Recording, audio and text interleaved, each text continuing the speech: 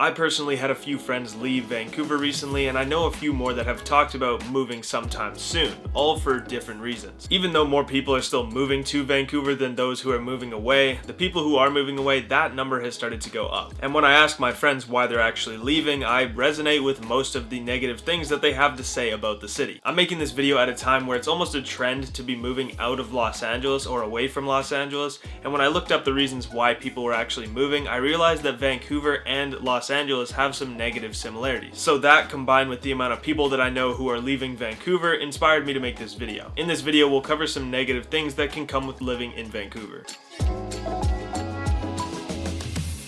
So welcome back to the channel. My name is Adam. I make quite a few videos about Vancouver, so be sure to subscribe if that interests you. Even though we're focusing on the negatives of living in Vancouver in this video, that does not mean it's a bad place to live at all. I really like it here. And if that wasn't true, since I work for myself, I could literally just pack all my stuff in my car and leave in a couple days. Some people take a look at the negatives of living here, and that's enough for them to say, no thanks, I'll pass on Vancouver. But if you take a look at the positives and you weigh them against the negatives and the positives prevail, this place might be a good place for you to live, which is exactly how it works for me. I see the negatives, but I also see the positives, and in the end, there are just more good things about living here than bad. And for those people out there who are thinking of moving to Vancouver, I'm sure you'd rather see the whole picture instead of just the pretty parts. So keep in mind, this is not a video hating on Vancouver and its lifestyle, it's just a realistic look. As one of my last videos, 6 things I wish I knew before moving to Vancouver, got a couple comments telling me to go back where I came from if I hate it here so much, which is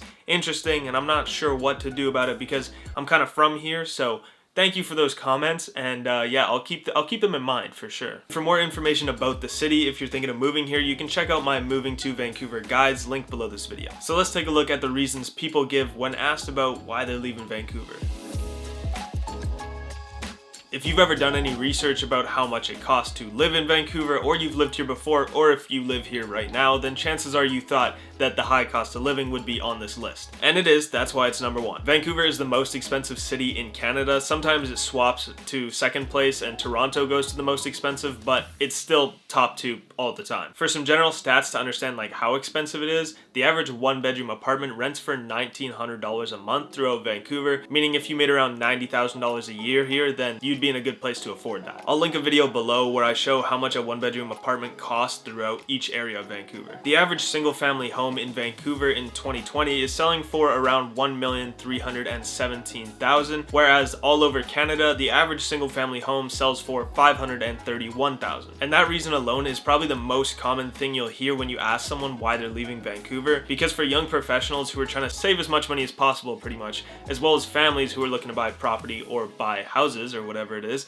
they have a really hard time doing it here. Reason 1 is because of the high cost of living that we just mentioned, and reason 2 is because the average wage/salary does not account or make up for how expensive it is to live here. The average salary/wage in Vancouver is just above average for all of Canada, which means they don't really balance out the expenses and the wage. So it's costing a lot more to live here, and on average your wage won't compensate for that. It's partly because the city is so expensive, meaning companies have a hard time getting office/business spaces, meaning there's not always a bunch of companies opening up. So the companies that are currently in business aren't always having a bunch of new competition, meaning their wages can stay relatively low. But that's only one of the many reasons. And to put that into perspective a little bit, I believe a new software engineer graduate could get a job here for $50 to $70K a year salary. But if they went somewhere, for example, like Seattle, I believe they could get the same job for $80 to $100K salary instead, and even more in other places. So overall, the city has a really high cost of living, and the wages really don't make up for it, so it leads to a lot of people leaving the city. Although they would have no problem surviving here, you can survive on a $40 to $50K salary.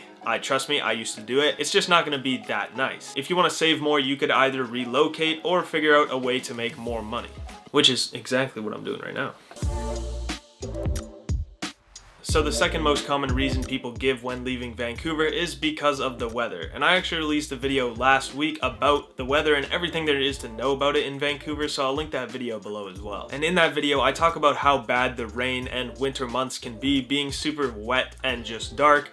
But if you did watch that video, you'd also know that the reason I live in Vancouver is because of the weather. And that sounds strange, but the truth is that I live here because it is one of the warmest places in Canada. Because I would rather deal with the wet than the cold, because most places in Canada get extremely cold and don't rain as much. But for some people that's not the case, and they would rather take the cold over the wet. And not only does it get wet, but it also gets really gray and gloomy for like several months. Meaning sometimes we don't see the sun for like 30 days, sometimes 60 days, and sometimes even more. And that's usually the real problem people have when they say the weather is bad. It's the rain, yes, but it's the no sun and no sunlight for like months sometimes. Not having sun gets to everybody at some point, just to some like faster than others. I'd never actually heard of the term seasonal depression until I moved to Vancouver, but now that I've lived here for a while, I've heard it actually quite often. The summers are always gorgeous and the winters will be dark. So it's another one of those things where you have to look at the positives and negatives and decide if it's worth it for you.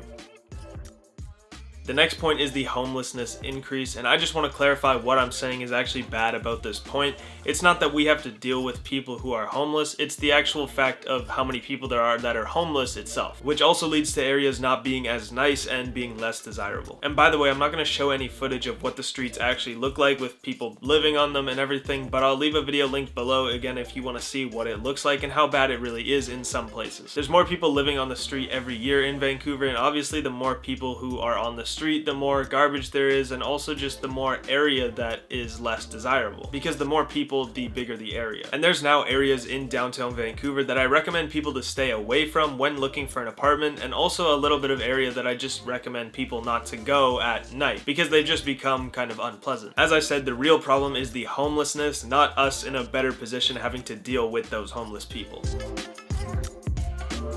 And the final reason on this list is the traffic. But traffic isn't relevant for everyone though, it's really only relevant for people who are driving. Whenever I take the bus or the SkyTrain, or for anyone who takes the bus or SkyTrain, it's never super busy where you have to wait a lot or you get in a lot of traffic. The only really bad traffic you'll ever get is driving into downtown or out of downtown or through downtown. But that is only when it's rush hour. Right now in the middle of the day, if I wanted to drive through downtown, I could probably do it with no problems. But just like everywhere, rush hour is bad, you know, when people are driving to work in the morning, and like 5 to 7 when people are leaving, but it can be especially bad in Vancouver at those times. And that sounds obvious, but I'm saying it to clarify that it's not like LA, for example, where it's just traffic 24/7. And this can be worrisome if you move to Vancouver and you move somewhere that's not close to transit and you have to drive in and out of the city every day, because then you will most likely spend at least an hour or two in traffic. And there's actually a pretty simple answer for why the traffic actually gets so bad, and that's because everyone coming into downtown Vancouver has to merge together because of the water, right? So everyone has to merge together on the bridges. Again though, keep in mind the traffic is only ever bad when it's rush hour. Whenever I drive somewhere, I never run into traffic because I just go at the right times, and so it is avoidable. So I hope this gave you guys some more information about moving to Vancouver and some of the negatives that you get when you actually live here. Again, if I did not like it here and the negatives were worse than all the positives, then I just wouldn't be here. And if you're thinking about moving here, remember to check out my moving to Vancouver guides on my website, adamjbell.com, or linked below this video. And I've got a whole playlist of Vancouver videos that you can find on my channel if you want to take a look at those.